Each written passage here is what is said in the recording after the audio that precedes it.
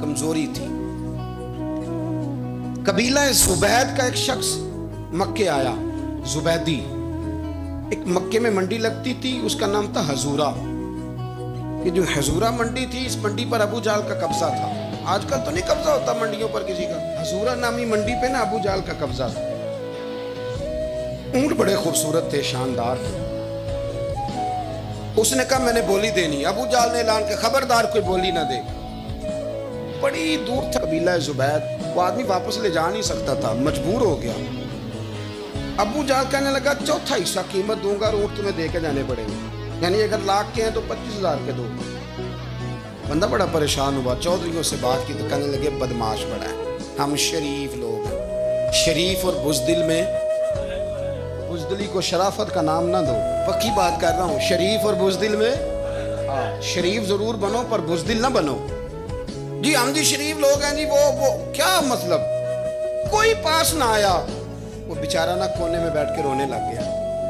کہنے لگا میں کدھر جاؤں یارو، میں واپس بھی نہیں لے جا سکتا، اور چوتھے حصے میں دے کیسے جاؤں، اتنا نقصان. وہ رو رہا تھا تو کہیں حضرت زید بن ارقم نے سن لیا. آپ فرمانے لگے کیوں روتا ہے؟ کہنے لگا یار میں نے تو اہل عرب کی تعریف سنی تھی، میرے ساتھ کھڑا ہی کوئی نہیں ہوتا. تو آپ فرمانے لگے تو نے عربی دیکھا ہی کب ہے؟ اگر کائنات کا حسین و جمیل عربی دیکھنا ہے تو جا حرم مکہ میں بیٹھا ہے. مکھ چند بدر شاشانی ہے تے متھے چمک دی لاٹ نورانی، کالی زلف تے اکھ مستانی، مخمور اکھی ہے نا مد بریاں سبحان اللہ. ما اجمل کا ما احسن کا ما اکمل، کتھے مہر علی تے کتھے تیری ثنا، مشتاق اکھی کتھے جال. تو نے دیکھا کب ہے؟ اگر عربی دیکھنا ہے نا تو وہ بیٹھا ہے. جا کے حرم میں ٹیک لگائے، مظلوموں کے والی، غریبوں کے ماوا، رسول رحمت. ایک سادی سی چادر اوڑے حضور بیٹھے تھے.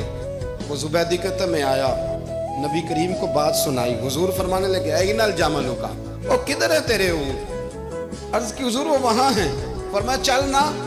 حضور کوئی بولی نہیں لگا رہا، کوئی خرید نہیں رہا. ابو جہل گھنٹا پڑا، اس کے ڈر سے سہم گئے. حضور فرمانے لگے چل نہ، میں بولی لگاتا ہوں. اور دیکھو نرخ بازار محبت کا انوکھا ہو گیا، خود خریداروں شامل آ کے مولا ہو گیا. نبی کریم نے حضرت سعد بن ابی وقاص کو بلایا، حضرت عمر کو، حضرت ابو بکر کو، مدد کے لیے نہیں.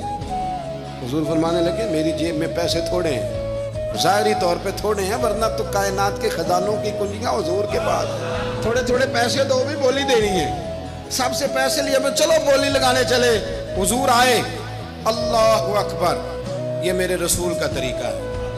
آؤ ذرا تھوڑی دیر کے لیے سوچیں. ابو جہل بیٹھا ہے بڑی مسند پہ، قربان جاؤں مدینے والے حبیب. وہ زبیدی کہتا اس کے کپڑے مہنگے تھے، حضور کے سادے تھے.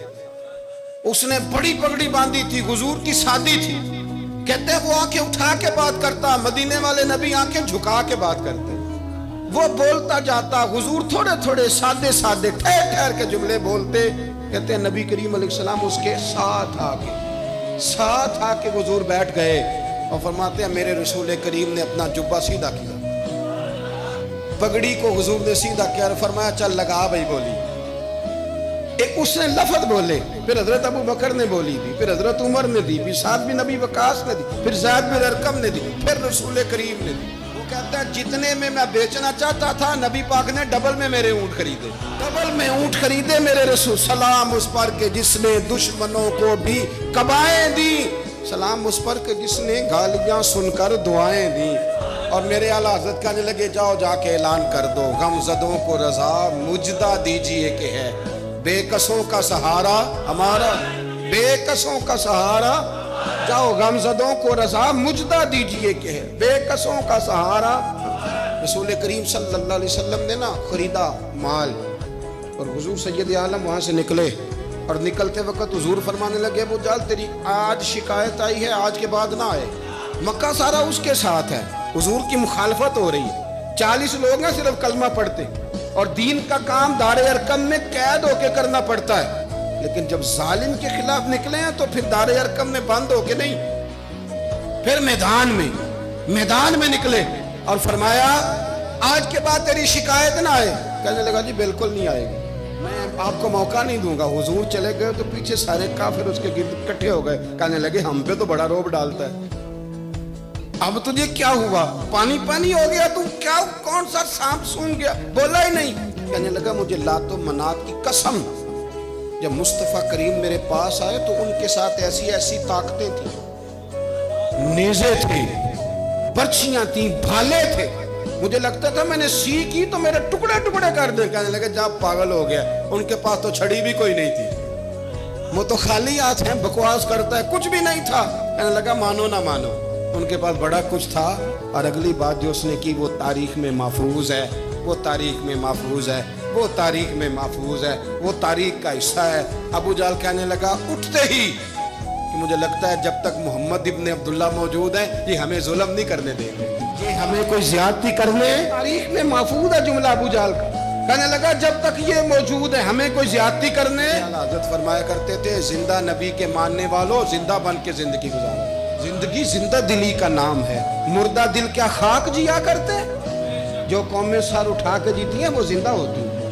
اس لیے اپنی زندگی میں حق کے خود اختیاری پیدا کریں, جینا سیکھیں, لڑنا سیکھیں, میدان میں رہنا سیکھیں. سہم سہم کے وقت نہیں گزرے گا, ظلم سہنے سے بھی ظالم کی مدد ہوتی ہے.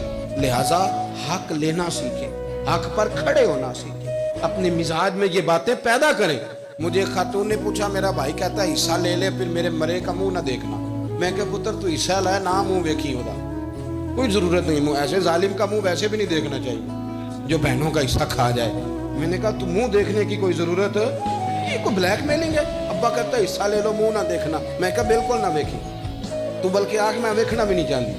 ادھر رکھ, اللہ رسول نے مقرر کیا میرا حصہ. کیا فلسفہ ہے ہمارا, جو بات غلط ہے اس پہ لوگوں کو بلیک میل کرتے ہو. جائز بات پہ ڈٹنا سیکھو.